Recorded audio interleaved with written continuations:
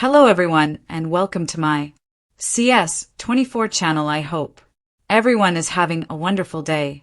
Before we begin, please hit the subscribe button and give this video a thumbs up. The Curse of Oak Island. The team finds gold in the side of the garden shaft. On this week's The Curse of Oak Island, the team detected a large quantity of gold in the wood on the side of the garden shaft. There was both disappointment and excitement during last night's episode. There was frustration when the borehole drill team went in search of a tunnel or void they had previously encountered at 55 feet. Borehole number DN 10.5 seemed to show such promise when it began pulling up loose soil, indicating there may be a structure nearby. However, after digging down to 120 feet without hitting any voids or tunnels, they concluded they must have missed it this time, and there were more glum faces after the Dumas Mining Company finished their probing project, having found nothing. Dumas had drilled into all four walls of the garden shaft at 55 feet, hoping to find a void or chamber, but sadly they got nothing. However, fortunes can change quickly on Oak Island.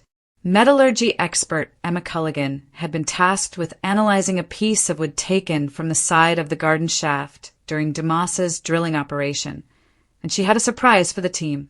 There's gold in the wood of the garden shaft. Within the wood, Emma detected quite a lot of gold. She said that 0.11% of the wood was gold. This may not sound like a big number, but geoscientist Dr. Ian Spooner said, "This is huge." Emmy assured everyone that it was a lot of parts per billion. Rick and Marty Lagina were absolutely thrilled with the news.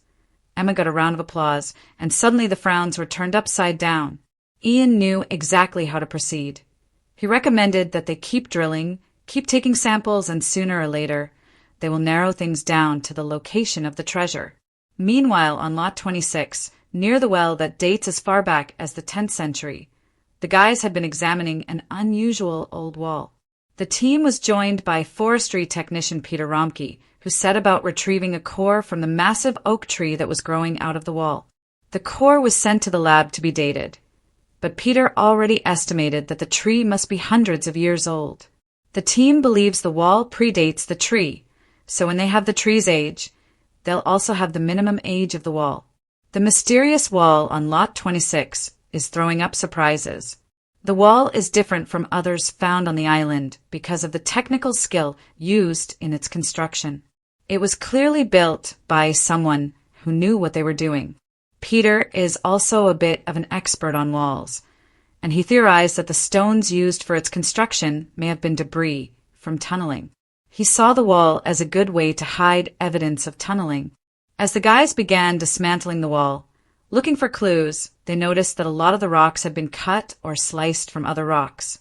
These rocks were red granite, which led Alex Lagina to recall that the Kingdom Stone from Nolan's Cross is also red granite and had been cut from another stone. This all led them to wonder if the wall was built by the same people who constructed Nolan's Cross. One theory has argued that the cross was built by Templar knights and may act as a marker for buried ancient Christian relics. Also on last night's episode, metal detectorist Gary Drayton, aided by Rick, found an axe head on Lot 4. They need to do more testing on the artifact, but Gary speculated that it could date all the way back to the Viking era. A Viking axe would be hugely significant. A few months back, the team found another artifact on the nearby Lot 5, which one expert said could be Viking in origin. That piece featured ancient symbols, which were commonly used by Vikings. The cold wind whipped across Oak Island, carrying with it the salty scent of Mahone Bay. On this brisk morning, the garden shaft stood silent but commanding, its towering steel frame glinting faintly under the pale winter sun. Weeks of hard work, setbacks, and meticulous planning had brought the Lagina brothers and their team to this exact moment. Rick Lagina stood at the edge of the site, hands stuffed deep into his jacket pockets, eyes locked on the cluster of workers at the shaft's opening.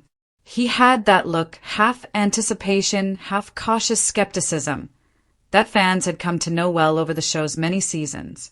I've learned not to count the treasure before it's in your hand, he said to Marty, his younger brother and business partner in this decades-long adventure. Marty smirked. And I've learned that sometimes you have to believe just enough to keep going. Otherwise, we'd have packed up years ago. Below them, in the narrow darkness of the garden shaft, the heavy machinery rumbled. The Dumas mining crew had been tasked with reinforcing the shaft walls and probing the side tunnels. This morning, however, something unexpected had caught their attention. A glimmer, not in the depths of the shaft, but in a section of earth protruding from one side of the wall. Gary Drayton, the team's metal detecting expert, was practically bouncing with excitement. He had been summoned when the miners hit something that registered on their instruments as metallic. Now, leaning over the edge, he grinned like a man about to unwrap a Christmas gift. "This is a Bobby Dazzler in the making, mate," Gary said, his voice ringing over the hum of the equipment. "If what we're seeing is what I think it is, well, let's just say the treasure gods have finally taken notice of us."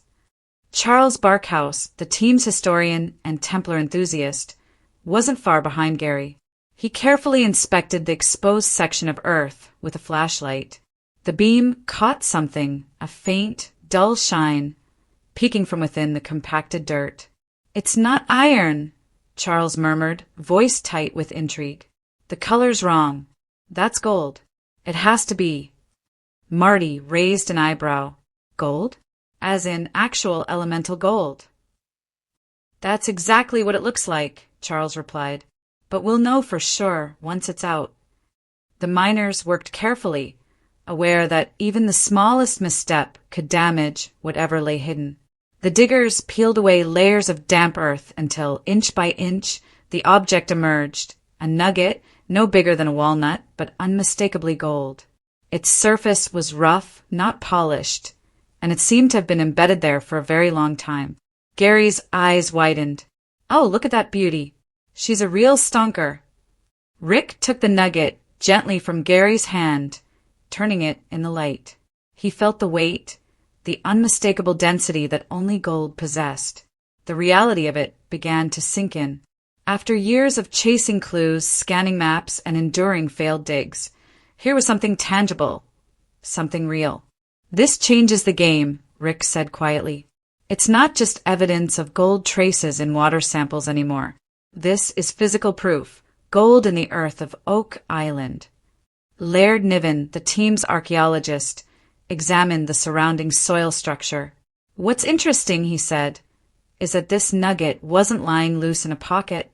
It's embedded in a packed layer of clay and rock that looks deliberately disturbed centuries ago. This could be part of a larger deposit, or even a container that's long since decayed."